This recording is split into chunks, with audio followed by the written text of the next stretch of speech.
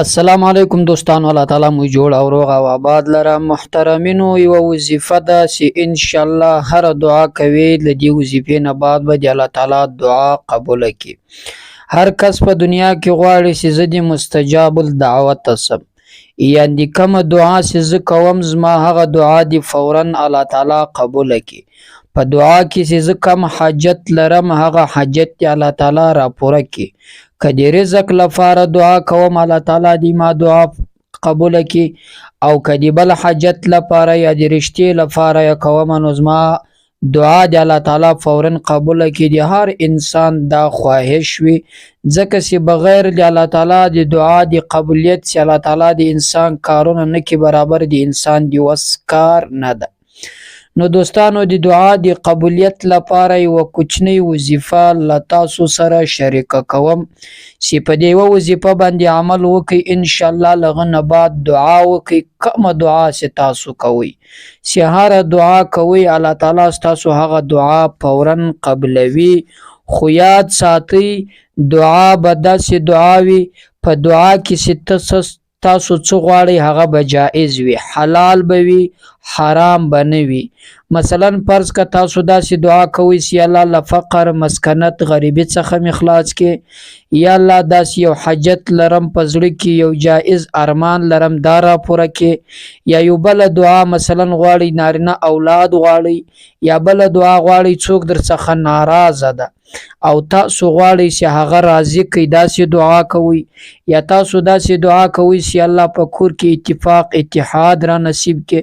یا تاسو داسې دعا کوئ چې مثلا په تاسو باندې سحر جادو سوی وي، ستاسو پر کاروبار باندې، ستاسو پر کورنۍ، ستاسو پر بدن صحت باندې تاثیر اچولی وي، تر تاثیر لاندې وي، لغه څخه د خلاصولو دعا غواړئ له الله تعالی څخه. یا مثلا په زندگی کې داسې دعا غواړئ چې الله ته روغ صحت راکړي. یا د رشتې لپاره دعا کوئ، داسې رشته مثلا چې هغه رشته ستاسو د زړه خوښه وي، یا داسې رشته مثلا غواړئ چې ستاسو قلم قسمت بند وي هغه خلاصول غواړئ.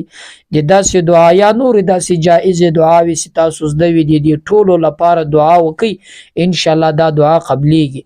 خو کچیر تاسو د ناروا حاجت لپاره، د ناروا عمل لپاره، د ناجائز تعلقات لپاره دعا کوي، بیا الله تعالی تاسو دعا نه قبلوي. الله تعالی او خپل بنده، محبوب بنده، مسلمان بنده ته پر ګناه باندې هیڅ کله توفیق نه ورکوي، او نه تاسو الله تعالی پر بدو باندې امر کوي، او نه الله پاک جل جلاله څخه تاسو دا خواست کوي چې الله د ما پلانکې حاجت ده هغه حاجت ناروا وي. مثلا فرض که یو سړی پر زنا باندې وسو قدرت غواړي، یو سړی پر غلا باندې، یو سړی پر بل ناروا عمل باندې، نو په داسې وخت کې بیا هیڅ کله تاسو دعا نه قبلیږي او مې کوي، او نه تاسو ته د دې اجازت شته.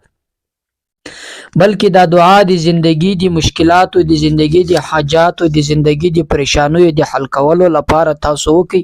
ان شاء الله دنیا د امتحان لپاره د داسې انسان نشته چې هغه د پریشانی نه لري، داسې انسان نشته چې هغه د حاجت نه لري، داسې انسان نشته چې هغه د پزړه کې یو ارمان، یو خواهش نه لري چې الله دې هغه خواهش تر پوره کړي.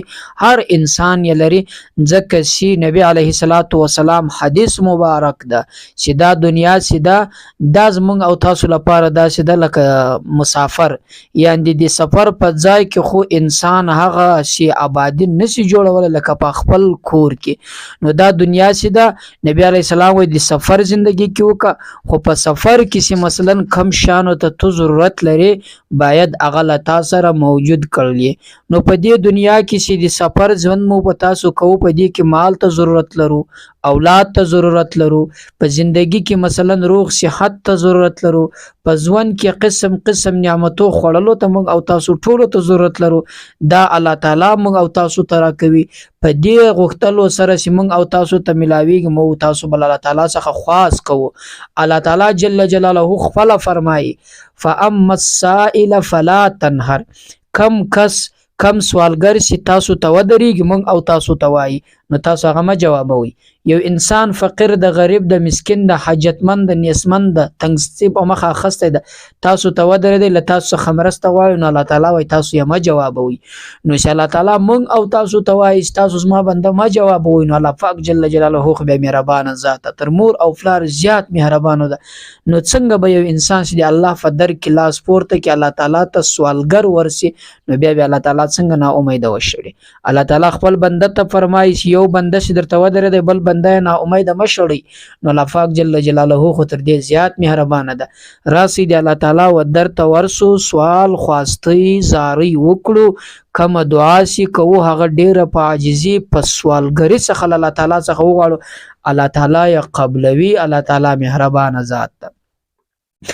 دوستانو هغه وظیفه در سره شریک کوم وظیفه مثلا په ورځ کې وایس کې د لمانځه نه بعد وایس کې هر وخت وایس لغنه بعد دعا کوي کوشش کوي په داسې ځای کې وایس چې هلته د دعا موقع وي. مثلا دعا داسې د لمانځه نه بعد هم کېږي په روانو ولاړو ناستو خو په مجلس کې کسړی ناست شي په بانډار باندې اخته بیا شاید هلته هغه شانتې دعا نسی و کوم چې انسان یوازې وي ولې ځکه چې هلته د انسان ټول سوچ فکر په دعا کې وي په مجلس کې خو د انسان ټول سوچ فکر په مجلس او خبرو کې وي. مثلا په داسې ځای کې وکړي چې هلته مثلا رشو کش نوي دا وظیفه د تقریبا وایس به 200 واره و ادعوني استجب لكم. الله تعالی فرمایي چې تاسو ما څخه دعا وغواړئ زه یې درته قبلوم. دا یې معنا ده و ادعوني استجب لكم. په سر پای کې 3 واره درود شریف وایس لغنه بعد 300 واره دا توري وایس ان شاء الله دعا به مو قبول شي. خو شرط دا د دوستانو د دعا د قبولیت لپاره بهترینه طریقه چې نبی علیه الصلاۃ والسلام فرمای له حرام مال څخه ځان وساته لغلا قتل زنا د بل مسلمان له زهرتوب له شر له فسق له دې ټولو څخه ځان وساته ان شاء الله الله پاک جل جلاله تاسو دعا بیا قبلوي. دوستانو دا وظیفه الله تعالی دې وکړي تاسو خوښ شي او وی کې پر الله تعالی مسپارم. السلام علیکم ورحمت الله وبرکاته.